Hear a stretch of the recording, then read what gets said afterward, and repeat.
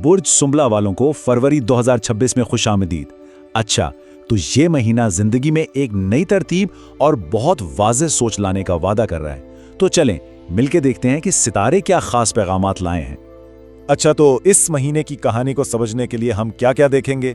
सबसे पहले तो एक उमूमी जायजा लेंगे, फिर देखेंगे कि काम और पेशा वराना जिंदगी कैसी रहेगी, माली मामलात का क्या हाल होगा और मोहब्बत और ताल्लुकात में क्या कुछ होने वाला है।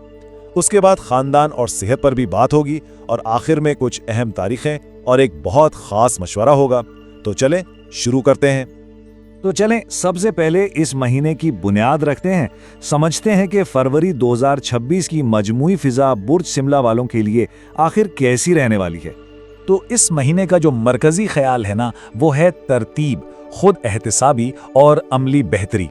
मतलब ये वो वक्त है जब जिंदगी के अलग अलग पहलुओं को नए सिरे से मुनज़्ज़म करने का मौका मिलेगा और हकीकी मानों में बेहतरी लाई जा सकेगी। इस महीने में ना सोच काफी गहरी और हकीकत पसंदाना होने वाली है, और यही वाज़ेह सोच असल में मदद करेगी वो छोटी छोटी चीजें देखने में जिन्हें हम अक्सर नजरअंदाज कर देते हैं, और जब उन्हें ठीक कर लिया जाएगा ना तो फिर बड़ी कामयाबियां हासिल करना मुमकिन हो जाएगा। अच्छा, तो ये जो तरतीब और अमली बेहतरी वाली सोच है, इसका काम और करियर पर क्या असर पड़ेगा? चलें अब इस पर नजर डालते हैं।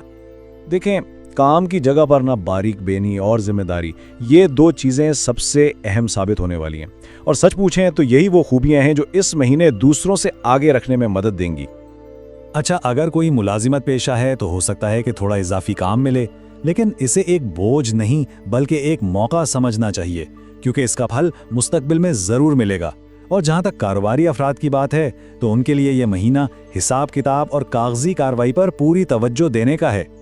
ठीक है, तो जब काम में इतनी मेहनत हो रही है तो जाहिर है इसका माली तौर पर भी कोई ना कोई असर होगा। तो चलिए अब जरा माली मामलात पर भी नजर डाल लेते हैं। माली लिहाज से ना ये महीना थोड़ा दोहरी नोयत का हो सकता है। मतलब एक तरफ तो आमदनी मजमूई तौर पर मुतवाजन रहेगी, जो अच्छी बात है, लेकिन दूसरी तरफ कोई पुराना मामला, कोई वाजिबुल अदा रकम जहनी दबाव का बायस बन सकती है।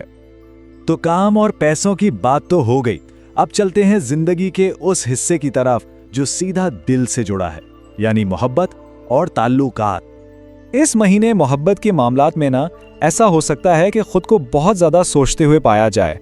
देखें, गहराई में जाना अच्छी बात है, लेकिन बस ख्याल ये रखना है कि कहीं ये सोच विचार गैर जरूरी उलझन ना पैदा कर दे। अच्छा, यहाँ भी दो अलग अलग बातें हैं। जो लोग शादीशुदा हैं उनके लिए मशवरा ये है कि हर बात में नुक्स तलाश करने से गुरेज करें और थोड़ा नरमी वाला रवैया अपनाएं। दूसरी तरफ जो लोग गैर शादीशुदा हैं उनके लिए इम्कान है कि वो किसी बहुत समझदार और संजीदा शख्सियत की तरफ माइल हो जाएं, जो कि एक बहुत ही मुस्बत तब्दीली साबित हो सकती है। बिल्कुल, ताल्लुकात सिर्फ मोहब्बत तक तो महदूद नहीं होते ना।